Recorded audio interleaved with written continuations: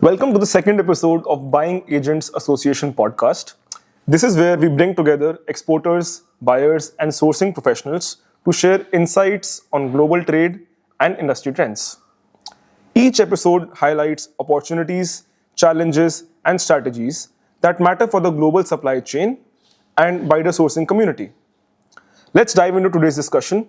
Today, we have Mr. Manoj Rana with us. Manoj has been a pioneer of the sourcing industry for more than 25 years. He started off his career as a merchandiser, and now he's the CEO and Managing Director of RMS Associates. RMS stands for Retail, Merchandising, and Sourcing Associates. RMS is a buying agency which has emerged as a one-stop shop for customers like the HomeSense Group, the TJX companies, IKEA, Muji, Walmart, Office Depot, Regal Arts, among many others.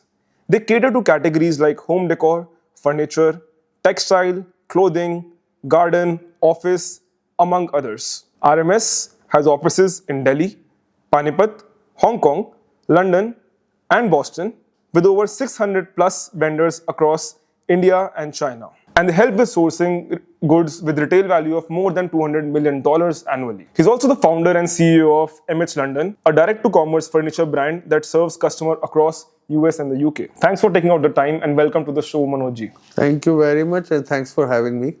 First of all, let me thank my governing body, BAA, my members, and special thanks to Milind Gupte for having me and allowing me to give my thoughts and views on this. Let's dive straight into the discussion now. Yes. How do you see global demands and trends in the decor and furnishings sector? The global demand in home decor and furnishing sector will continue to grow because it's directly linked to more and more home being built across North America, Europe, and emerging economies. So the next phase of growth will come from emerging economies like Middle East or India and even China. But the Western countries will still continue to grow because they have a huge spending power. So I think that will continue to grow over the next 10, 15 years. That's great. And what role does specifically India play in the global decor and furnishing supply chain? So India is on a pivot at this stage. India has been majorly doing handicrafts and handmade products. However, over the last 15 years or 20 years, when this new government, which has done a lot of infrastructure development, a lot of capacity enhancement, has helped MSMEs or exporters in scaling up their capacities. So now India and Indian exporters have a play wherein all the Western customers are looking for China plus one strategy and they want more and more business to be sourced out of India. Plus, Indian domestic demand is also going to grow constantly. And interestingly, let's dive deeper into that. How does sourcing from India differ from China and other Southeast Asian countries? So, sourcing from India differs a lot from China and other South Asian countries because although our English is good, but there is still a lot of language barriers. And I would say we are, in the last 40, 50 years, we were only doing handmade and handicraft products. We are only starting to scale in the last 15, 20 years to larger scale. Most of the factories, if you go and see, who are built at large scale, they've just done that expansion in the last 15 years. So the customers never got that advantage 15 years back. It's the same customer and they're constantly growing. And they need to be told. And that's where our industry comes in the forefront by telling them, and these shows are very important, wherein they come and see newer, more capacity-oriented factories who can do larger mass-scale business. Another thing is that Indian labor is not oriented like Chinese labor. They're not. We are a democratic country. We don't work. We listen to songs while producing. So there is a lack of professionalism over them. That's why we lack a competitive advantage. But things are changing. More and more machining is happening. So I think things will change constantly. We're slow, but we'll be there. Great. And over your career, you've worked with such big retail brands. What challenges do brands like, IKEA, Walmart, Home Goods, and the likes face when sourcing decor from India? So the biggest challenge you can go across all over the world they face is deliveries. India has a reputation of always shipping late. So, and that is still there. It is not changing.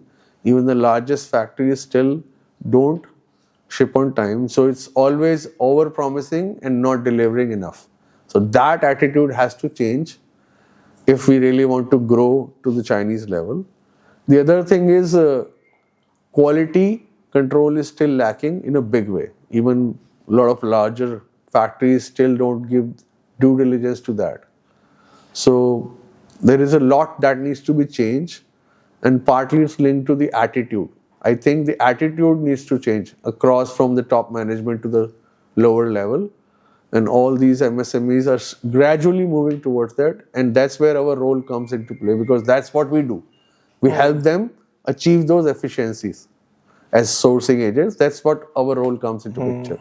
And specifically, I think you earlier mentioned in terms of education and awareness towards the buyer. I'm sure you've heard about the IMM India and Furniture and Interior Show, which is launching on the March 26th this year. It is basically the Indian version of the IMM Cologne Fair. What are your expectations from this show, and how do you see it impacting India's future? So I have been visiting IMM Cologne in Germany for 10 years. It's one of the most prestigious show for furniture in Europe and furniture design also. I think India needs a new show specifically targeted at furniture industry. Most of the shows which are there, and the biggest show is IHGF, they are not only targeted at furniture industry, and that is for overseas buyers. This is for domestic industry as well. So I think IM can play a pivotal role in changing the landscape, especially, I don't know if they are doing it or not, if they bring in budding designers and give them space to showcase their talent, that will be a big change for the domestic industry also. So I think they will play a good role, and this is the right time to start an Indian initiative. So for all our listeners here, make sure you're attending the IM India show, because as Manoj ji mentioned, it is going to be huge and it brings a lot of opportunities in India. Now, coming back, how important do you think are sustainability and ethical sourcing in terms of sourcing from India? Well, sustainability is the buzzword over the last 5 years. India, actually, people don't know, is mostly doing sustainable products only. Even the metal that we do is recycled, but it's not highlighted so well. From Moradabad, we do a lot of recycled metal in mild steel or cast aluminum, but it's not highlighted or marketed like that. So factories need to understand that and do it. Only 1 or 2 factories are doing it. We use wood, which is sustainable material. We use cotton, which is a sustainable material. But I think a lot of marketing is required, and if that happens, then India can gain more business. I mean, for example, textiles in Panipat is the biggest hub of sustainable products. They have recycled diapers from which they made paper bath rugs, paper carpets. They are recycling shags, like old clothes. They make chiddi rugs, which are sold worldwide. It's just that the government has not branded it, or the industry has not branded it. But it's already there in a big way. But it will continue to grow. Yeah, in a big way. So India is already doing sustainable sourcing, but there needs to be more awareness and education around it. Yes, And I think so. Podcasts like this by BAA plays a big role in this. Hopefully. Happy to help. Yeah, you play a big role in educating our buyers, and you play a big role in educating buyers across the world. So thanks to sourcers like you who help make India proud. Yeah, thank you very much. What compliance and certifications do you think are most important for the furnishing industry? General compliance like fire safety norms, which are embedded in Indian factory laws, the child labor laws or the labor codes, which are already embedded in Indian laws. So a lot of people, a lot of customers don't have this awareness that Indian factory laws are very strict when it comes to social compliances. And apart from that, the compliance related to product, which all the exporters or all the industry should be aware of. We at BA continue to do programs where we educate people about these compliances. But mostly, largely, people know about it, and then we have labs who are well equipped to handle those things. So I don't think there is any challenge when it comes to compliances in India.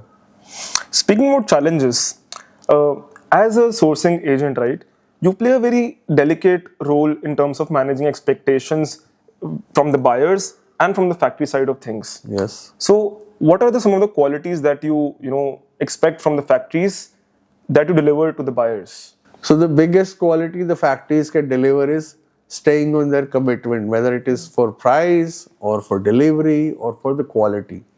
That is what is really missing in India, and that needs a lot of work.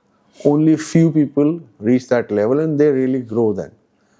And because once you have a committed customer who's satisfied, he never leaves you. It's as simple as that. Why would they leave you? So, and I have people who are working with me for 20 years, and I have factories who have customers working with them for 40 years. So, but that can only come with commitments on pricing, delivery, and quality. That's the foremost thing. And that is the biggest challenge for everybody, whether you're buying from India or China or Vietnam, doesn't matter. It's the most important thing. And that is where we Indians have to work a lot. I'm sure you've worked with a lot of buyers and the conversations that you've had during your travels. What are some of the challenges that buyers face when they directly work with the factories, and how you as sourcing agents are able to mitigate those? So the biggest challenge is communication. Okay, when you don't have a local partner involved, and this is more so important for India compared to China.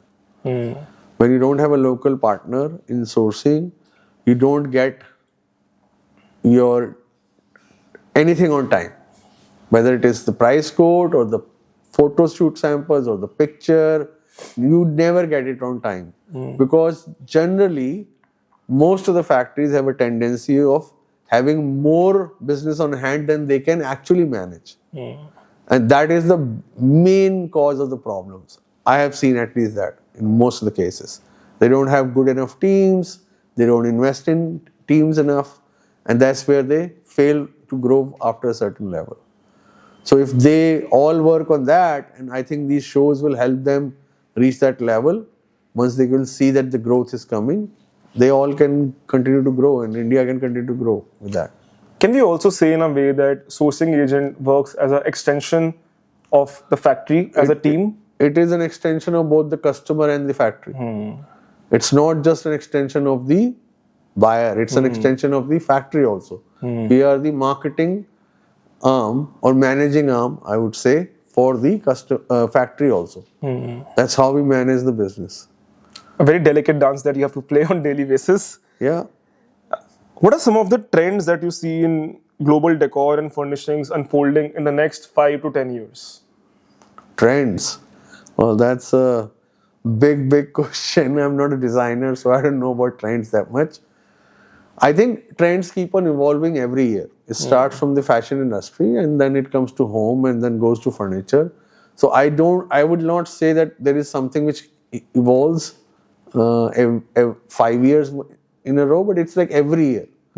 Every year we'll see some new trends, but there are certain things which are general everyday trends like contemporary, minimalist or transitional. Those trends are always continuing in this industry. That's what I've been seeing last 10 years. The biggest trend that I'm finding is that people who are innovating products or categories, they are really doing well. So innovation is a big thing in this industry, which will actually help everybody in future. Can we double click a little bit on that? So what kind of innovation are we talking about? Is it manufacturing capabilities? Is it design led? Is it something else? It's design led and category altering. Like, for example, if we have lighting, what is there new in lighting? A customer who has 6 lamps in his house cannot always keep the same thing. They will want to change. So the innovation helps them buy more. So something which is innovative, like solar driven or whatever, That is what always thrives on. Makes sense. And what advice would you give, Indian MSMEs or factories entering the global furnishing markets? Choose your partners correctly, choose your buyers correctly, choose your fairs correctly. This is a show which can help you, I guess. And if you do that, invest in your team, invest in middle management, invest in design, invest in your team. That is what will help you grow. I think that's the only advice. And communication and commitment is the foremost of every business. And what advice would you give buyers in this industry? Again, choose your partners wisely, choose your factories wisely, because sometimes a very large quantity buyer goes to a small factory and they cannot deliver and that's where our role becomes important. So they have to be careful, and that only can come from a right partner if they choose a partner correctly. Well, that's all, folks. Thank you so much, Manoj ji, for giving us your time. Well, thank you very much. Thanks again for having me. All the best to IM team and BA team for the show. Thank you.